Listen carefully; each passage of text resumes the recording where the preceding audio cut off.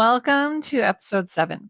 This week, I'm in Thailand and Sam's in New Zealand, so we discussed the Nuggets Pelicans game from December 22nd over Zoom. It's only slightly glitchy, and no one ever says, "Ooh, you're on mute." First, we start by reading some text from Sam's mom. Then we recap the game where the Nuggets were losing the whole time until they won in overtime. I learned about the triple-double and about the take foul and flagrant fouls. We talk about Pelicans rookie Missi, and then we play a game called Date, Marry, Ghost. We finish by declaring the MVP, LVP, most confusing part, and what we learned. It's the best episode yet.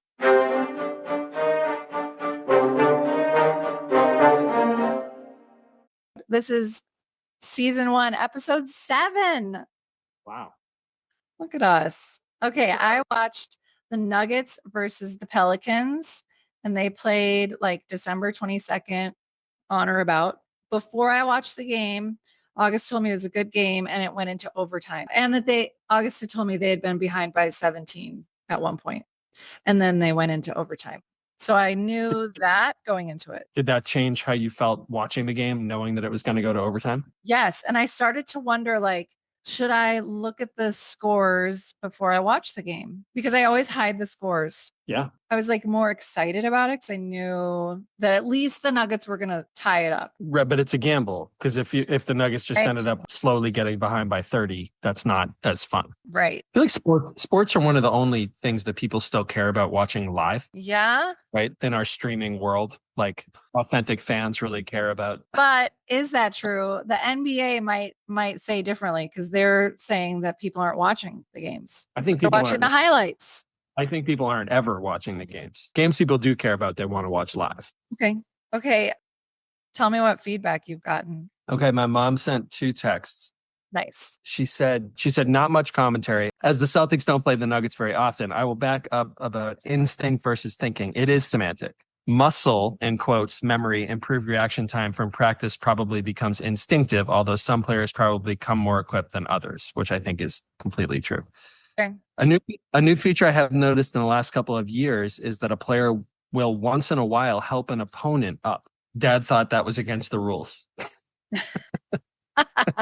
Also newish, a lot of hugging opponents after the game. Yeah, I noticed that in this game. We've talked about how these guys all grew up playing with each other. Right. But like all of them have, not all of them, but there are a lot of like longstanding relationships. And like we talked about, less obligation or like loyalty to your team. Mom said Jokic, when I first saw him, I thought he looked really clumsy and slow. Not so. He does look that way. He moves his feet nicely.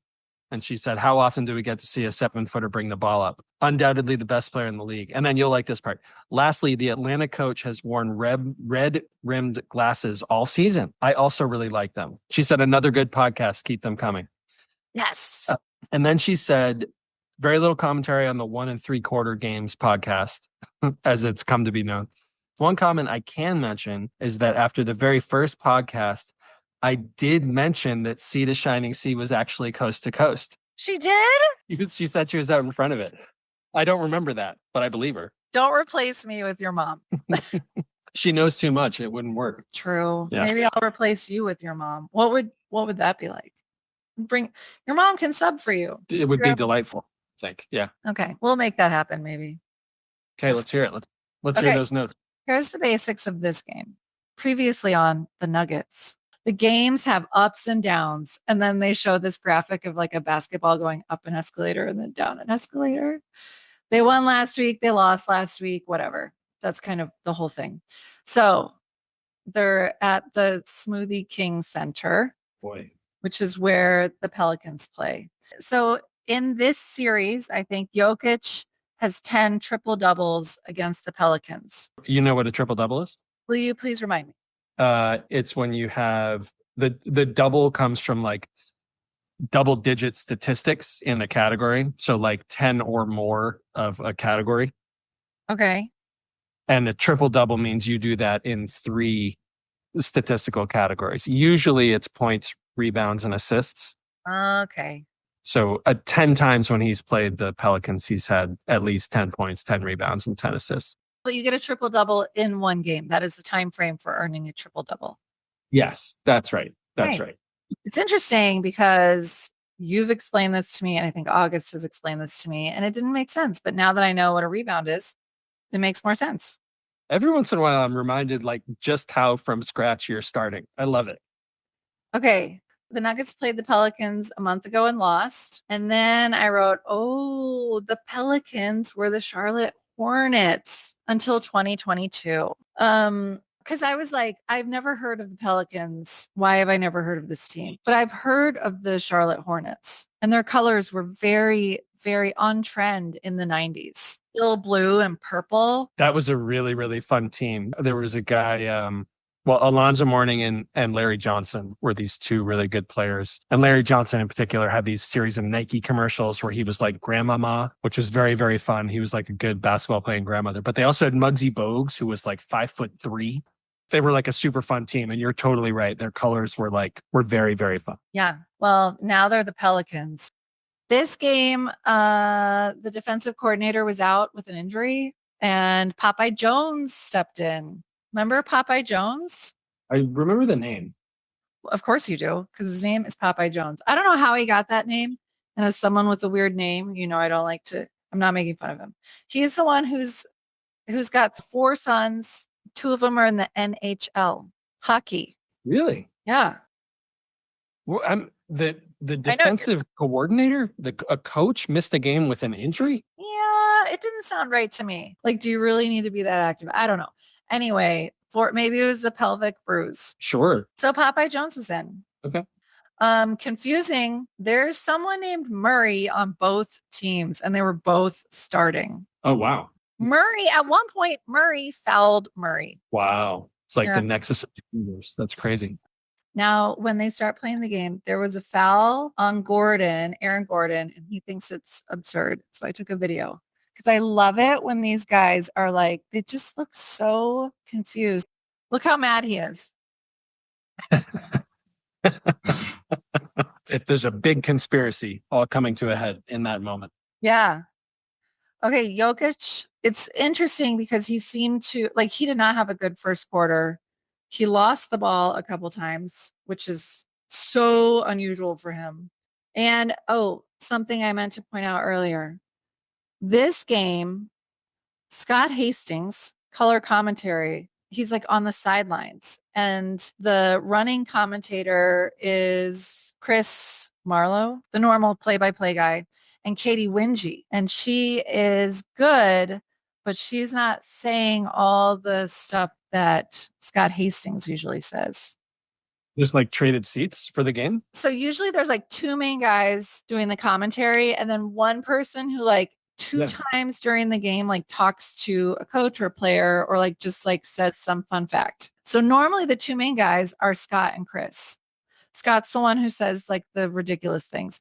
And then usually there's like some other person on the sidelines, usually a woman. Right. But this time it's Katie Winget. I think I'm saying her name wrong. Anyway, she was really good. Okay. Russell Westbrook has played really well the last few games, 53% from the field. That's not his brand.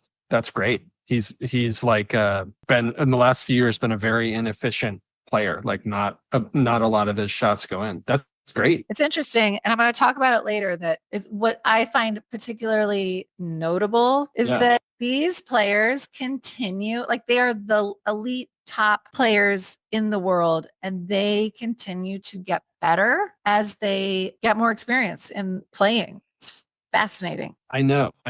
I would love to know like what is actually happening for them. Right. I don't think it's as simple as like they've just practiced more shots and more are going in. It's kind of what like the decision making and I don't know. I think there's a lot there. And they talk a lot about like the game slowing down for people in a good way, right? Like after you've played for a long time, it almost, when you watch people like that, Tom Brady at the end of his career was kind of the most famous example. It just looks like they have so much time to make decisions because they've been in that situation so many times. And I wonder if there's some version of that happening for Russell Westbrook. He's also playing with Jokic, which I think helps everyone be better always. Yeah, but I just wonder, like, so they've got like a whole team of people, and I don't know what specific coaches do they have. So they have like nutritionists probably, and they have like food at the training facility probably, but do they have like a free throw coach? They certainly have a shooting coach. I don't know if they have a free throw coach, but they're definitely a shooting coach. Yeah. But that would be a very interesting list of like who is on that bench and what are they doing? Right. Jokic and Christian Brown they like have great teamwork, right? We've talked about this before. They're a great team. And Katie Wingy, the commentator, she says they were running passing drills in practice yesterday and they look just like that. So there was a lot of passing amongst the players and then they were all passing it to each other. Then they got it to Jokic and he got it to Brown and he scored. So I think it's interesting that the commentators are able to sit in on practice. That's something that happens. I guess. I mean, I can't believe that Coach Malone would be too excited with having extra people there. Maybe it's just part of the NBA's deal of like trying to give the fans like better access. So practice is open to reporters or something. I don't know. Or maybe just those two, because they're the like reporters for that team. Right. I don't know. Okay, then there was an alley-oop, which is great. There were a couple in this game. You love that. I do love that. And then at the very end of the first quarter, Jamal Murray scores like at the buzzer. It went in as the buzzer was going. Yeah. Yeah. That's so great. Jokic did not score in the first quarter. Do you have the score at the end of the first quarter in front of you? No, did not write that down. The Nuggets were ahead 6 minutes into the game and then not again until like I wrote it down at the end. They spent the majority of the game losing and part of it losing by a lot. By a lot. One of the things that's special about Jokic is he kind of can dominate a game without scoring.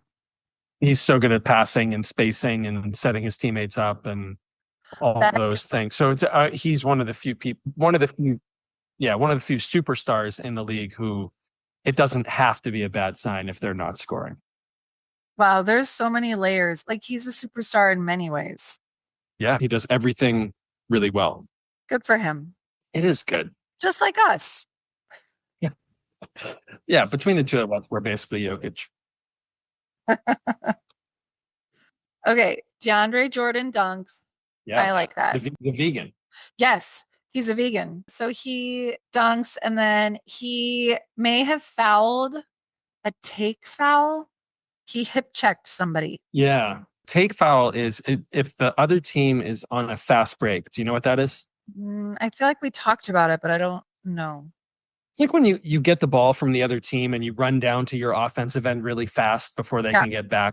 And sometimes there's advantage there with like all the defenders are behind you. Right. And a take foul is if in order to stop a fast break, if you foul someone without making a play on the ball, you grab their shirt just to slow them down or something like that. And the penalty is different. If there's a take foul, the person who was fouled, I think the person who was fouled, but definitely that team gets to shoot one foul shot and then you get the ball back, which usually isn't true after a foul shot. Oh, we're going to circle back to that in a little bit because during overtime, they were fouling everybody every second of the. This is another problem. This is another problem for the NBA. It's not good. It was so boring. Okay. So then they reviewed the foul and it got upgraded to a flagrant foul. And flagrant foul is kind of like a technical foul where it's like, they're like, you did that on purpose. Technical foul doesn't need to be like a basketball play. You can just like swear at the ref and get a technical foul. Technical foul just means like you're being an right? Yes. Well, if you're being by being like excessively violent during the game, like on a basketball play, but like someone's going out to take a layup and you like grab their wrist or grab their shoulders and pull them to the floor. There's no attempt to play the ball and it's violent. That's a flagrant. Oh, I don't think that was a flagrant foul. And I've watched 7 games. Yeah. Big frame of reference. It didn't seem like egregious to you. No, honestly, it seemed like he just like stopped and the guy ran into him. Yeah. Okay. I know. Okay. So there were like a million turnovers and the Nuggets were losing. Then Jokic gets back in. So when Jokic went to sit on the bench and he was like subbed out or given time to rest, they were down by 1. And by the time he came back in, they were down by like 14. But also at the same time, Michael Porter Jr. came back in. So together, Powerhouse team. Yeah. Yeah.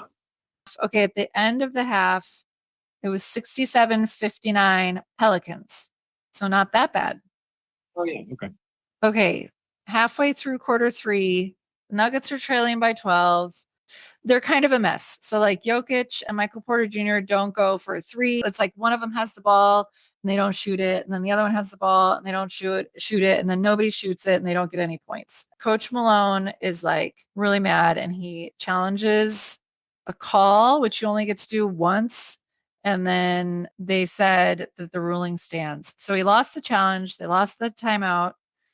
Pelicans then, insult to injury, alley ooped, which is it's like a big middle finger to the Nuggets. Like, not only are you losing, but we're gonna look so cool. Yeah, even you were demoralized from Thailand. Yes. Like, oh, but also like, ooh, I love an alley oop. Yeah, right. Worth it. The risk you're willing to take. Totally. Yeah. Okay.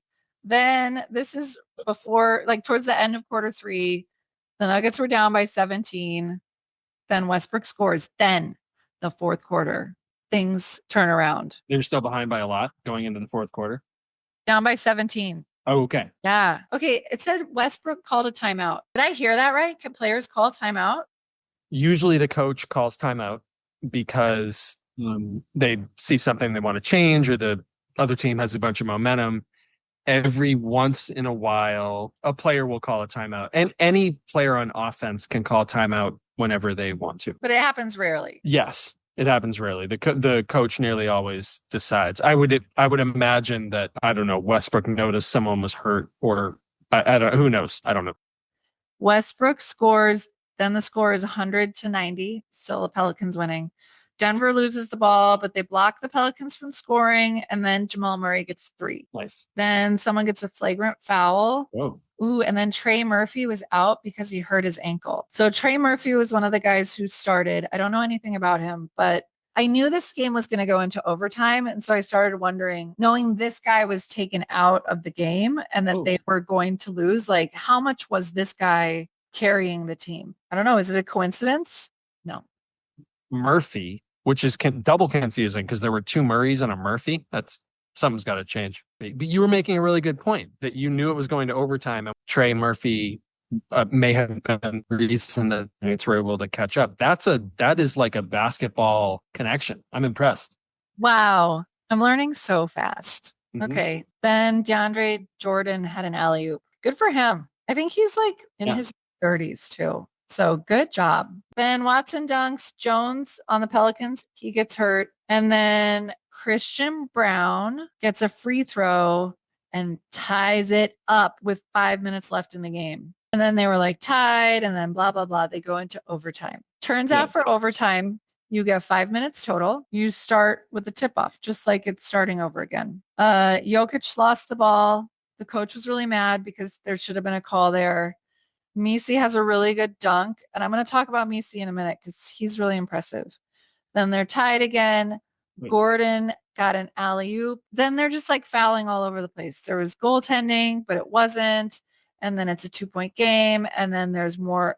The Pelicans everybody was fouling everyone on purpose. Yeah. Brutal, right? Not fun to watch. And like, I don't quite understand the math of it, like why it's more valuable to foul someone and give them a free throw than it is to is it because free throws are so much harder to score with than just like running down the court? No, I don't think so. There are kind of two reasons. One of them is if you're behind by only a little bit, but there's only a little bit of time left, it's actually more important to have the clock stopped than it is to stop the other team from scoring. Does that make sense? So like, why? Because if you're behind by one, let's say, and there's 10 seconds left, right, and the other team gets the ball, if you don't do anything, they can just wait for the game to end. Okay. So it prevents them from running out the clock. Yes, exactly. But the other layer now is that if a team is ahead by 3 or more points, often they'll foul a team that's behind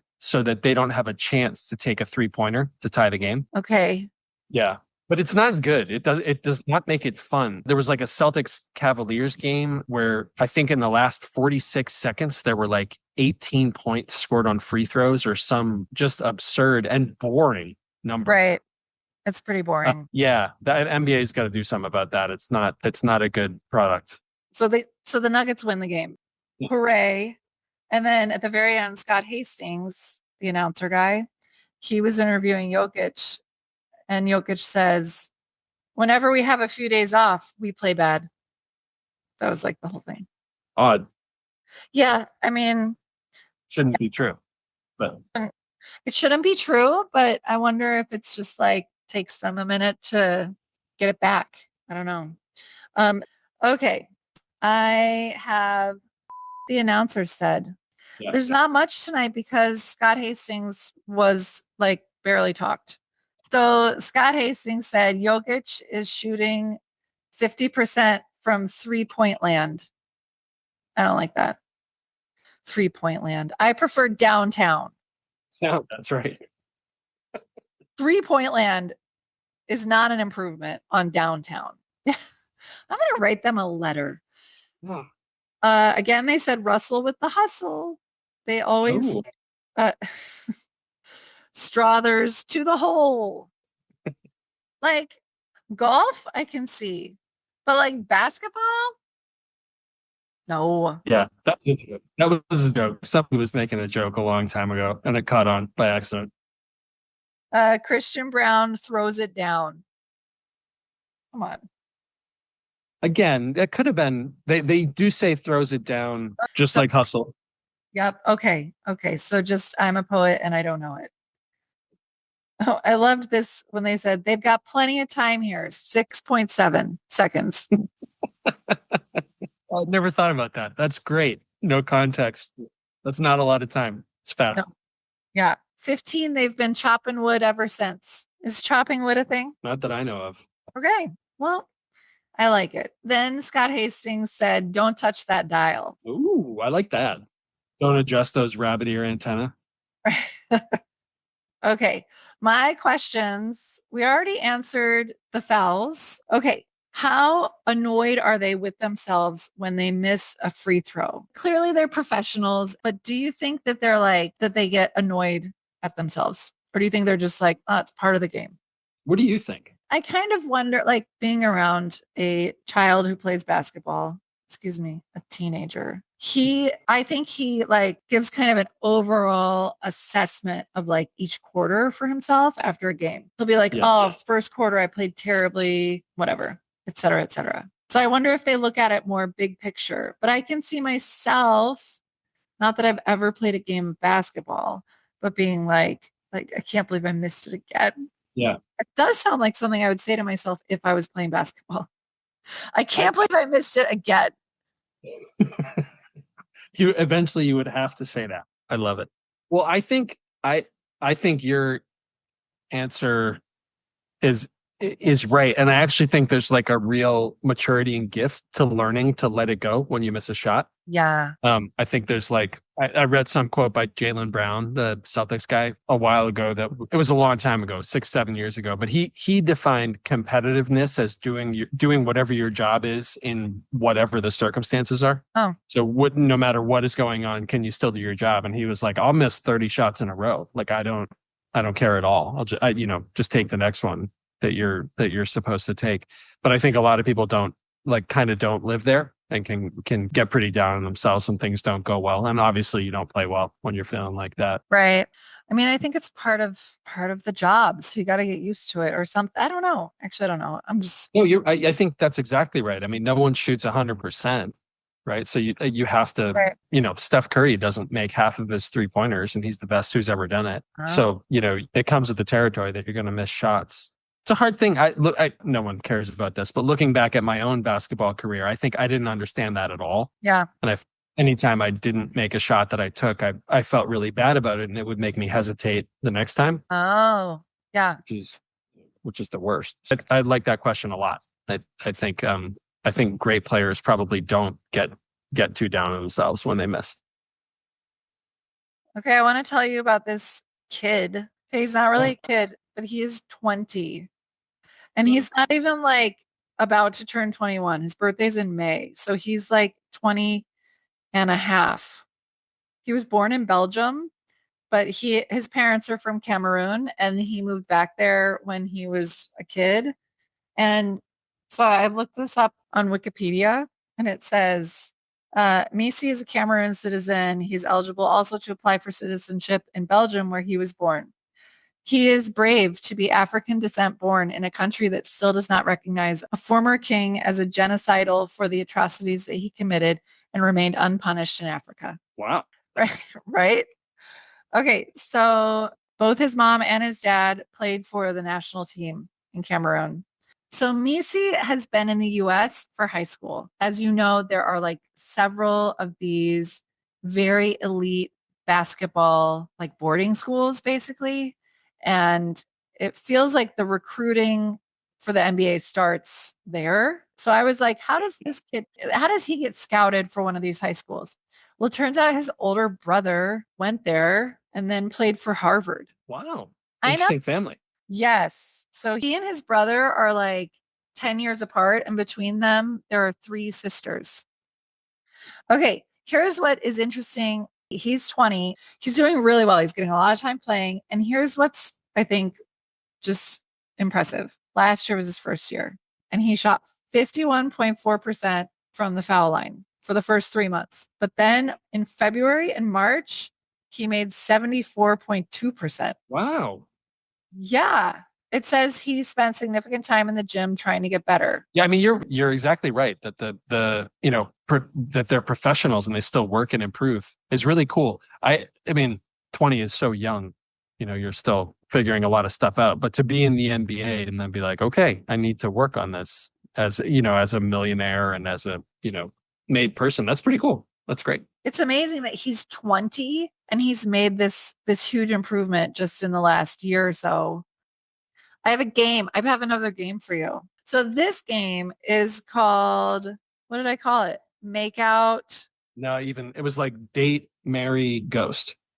Okay. Okay. Date, marry, ghost. What do you think of those three things? I was trying to think of like something along that Very theme. Killing sounds a little it's too much. It's not what this podcast is about. Okay. So for you, date, marry, ghost, Jokic, Devin Booker, Anthony Edwards. I think I would ghost Anthony Edwards and I would make sure it was successful. He seems like a little unpredictable to me. Like a little He's a wild card. well, Jokic has to be married. He seems so stable. Yeah. You know what you're getting. Not a lot of frills. Maybe you get a little stale, probably some therapy to like want to spice things up but I think he'd be the most stable. And Booker, I mean, Booker's cute. He'd be the most fun to date, right? Yeah. Kylie Jenner could tell us about it. Ooh, our next guest, Kylie. Yes. Yes. Do you want the next set or do you have three for me? Yeah, I have. Do you know who Katie Storm is? No. She's the Timberwolves sideline reporter. Oh, nope. Let me look her up. Not shockingly, these sideline reporters are not unattractive. Okay. Okay. Wow, she's very pretty. Katie Katie, Wingy, Katie Wingy. Katie Storm, Katie Wingy, Doris Burke. Mary Doris. No question. Really? She just seems like she doesn't suffer fools to me. I like that. Yes. She's smart. Yep. Doris for sure. Yep. And then I would date Katie Storm for sure. She's really pretty. And then Yeah. Katie Wingy, I mean, I would always be like so nervous I was gonna say her name wrong that I would ghost her immediately. I'd be like, I'm just embarrassed because I've said her name three different ways. That's so embarrassing. I'm never talking to her again. Yeah, you may have to start ghosting her right now because we don't know. Yes, I know. Hope she's not listening. Yeah, me too. Okay. Date Mary Ghost, Gee Whiz, the mascot of the Wizards, Lucky the Leprechaun, Sir Cece, the mascot of the Cavaliers. This is Gee Whiz or G Man. And even on the internet, their website, it's like, what is Gee Whiz? Well, nobody really knows. Yeah, It looks kind of like a mix between Gonzo and Cookie Monster, doesn't it? it really does. That's a really great call. And then Cece, have you ever seen Cece, Sir Cece? No. Okay, hold on. And you're very familiar with Lucky, the Yeah, yeah. leprechaun. Okay, this is Sir Cece. Angry. Yeah, he looks patriotic. Like this guy, Sir Cece definitely voted for Trump, right? Yes. Okay, so Date Mary Ghost, Gee Whiz, Lucky the Leprechaun, Sir Cece. I'm gonna. I think I'm gonna marry the. What's he called? The not human one. Gee Whiz. I'm gonna marry Gee Whiz. I'm not a great communicator, but something we can work on. I doubt that thing has any English or probably the ability to talk. But you know what? I bet he would bring you breakfast in bed. Yeah. Like just be so grateful for someone's affection. Yes. Oh. So you're marrying him out of pity. Okay. Yeah. I have a lot to gain there. I think I think I would date Lucky because Lucky seems fun. Like in probably in like a little bit scary out of control way. Like the first 6 months would be great and hot, and then Yeah. be like I gotta get out of this. This guy's out of control. But with Lucky, don't you think like every date you went on, it would be like, we're gonna go to my cousin's bar, and then Lucky like gets so wasted and like gets into a fight every time. And every time you're like, okay, we can go, but this time 3 drinks and then we leave. Yeah. He's like, I'll drive. It's a bar down in Southie. I'll drive. Don't worry about it. And you're like, okay. I mean, last time, we had the car got towed. We had to get an Uber home. We had to wait forever. It was really expensive. He's like, I'm fine. I'll be fine. Um, And then Sir CC, you're gonna ghost him. yeah, he was scary, little scary. He's mean. He looks mean. Some bones to pick for sure. Okay, that's Date Mary Ghost. Did you have more for me or just the three? I was gonna do Wembanyama, Gobert, and then I think this Missi guy. Oh, well, okay, look. Only one of them is like legal to marry, and that's Gobert. Yeah. And this is a tricky one because Gobert has kids, and I don't know if I'm like really stepmom material, right? I'd be like hands off stepmom. Okay, and then Misi is 20, so Yeah. ghost. And then Weminyama is also like 19, not dating a 19-year-old. Let's pretend he's 22. He's 7'4". What is that more or less enticing? It's very, very tall. Like, this is what I've always said about Weminyama. For real, I've always said this because I heard about him when he was like just being recruited, that he was 7'5". You said 7'4", whatever. And the world is not made for someone who's 7'4". It sounds very uncomfortable. Like, however, as a more like regular sized person, it might be nice to have a bed that's like extra long. Dating someone who's very, very tall sounds like there's a lot of inconveniences. However, when you have the income that he has, things are really going to be catered for you. So like what I was thinking is dating someone that tall or marrying someone that tall, I will be giving up the aisle seat on a plane forever in the middle, always. Yeah. But Weminyama probably is on a private jet. Sure. I bet that extra long bed would be on the plane too. Right. And like not great for the environment, but like that ship really sailed. Sure. We're done with that. Let's enjoy it. Yeah. I mean, what can I do? It's about 18 months till it's a fiery hell anyway. Right. And might as well just fly around in your private jet. On a huge bed. On a huge bed with your custom made shoes and your jeans and t-shirts from Mike's Big and Tall store. Right. You could wear his girlfriend tee as a full length dress. Yep. Big.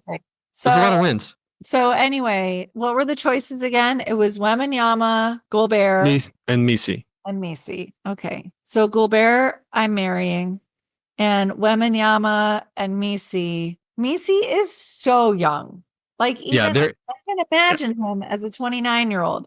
So no, I'm gonna ghost him. I'll be like, look, I know I'm hot, but yeah, no chance with me. right. Mrs. Robinson kind of yeah. You can ghost both of them. That wasn't a fair question. I forgot they weren't 21 yet. Don't worry about it. Okay, that's okay because we're now at the MVP. Great. My MVP is the ref who had to talk right into the mic, into the camera several times. He did a great job. He didn't seem nervous and he was really clear. And that just seems like an extra. Did they sign up for that part? Like reffing Right. seems hard enough. Now they have to like address the nation watching this show. Good job. You're an MVP. Clearly and concisely. Yeah, I agree. That's a good MVP. I just want to call back to your expertise one more time and say possibly Trey Murphy because when he went out they lost. Yes. Okay, LVP, I say whoever took the mic away from Scott Hastings. I know I complain about him every single podcast, but it's like our banter. Right. He says stupid things. I complain about it, but we actually love it. Yeah, he loves it. He does. We both do. Yeah, Not only does he love it, but he knows about it. I know. I'm going with CC, the mascot CC for my LVP. I didn't like that guy at all. He's problematic. Yeah. That's ex- I that's know. exactly what he is. If he hasn't been canceled yet, there's something's we're gonna find out something that gets him canceled. Yeah, there's a video of him doing blackface in college for sure. Absolutely. Yeah. Most confusing part to me, we talked about it though. It was like the fouling over and over again. And we talked about that. So problem solved. Yeah, my confusing part was the assistant coach missing the game with an injury. Okay, I probably like heard that. Well, I'm confused. Regardless of the fault, I'm confused by it. I'm making things more confusing by giving the wrong information. Right, by trying to do this podcast at all. I think you're Yes. Okay, what you learned? I learned a lot about Missi and I learned about the fouls and at the end and like the clock and everything. Yeah, I think I have to say Missi too. We agree on that one. Great. Look at us. Good job. Got it. Good job. Technology and all. Good job. Okay, I'll text soon. We'll talk soon. See ya. Bye.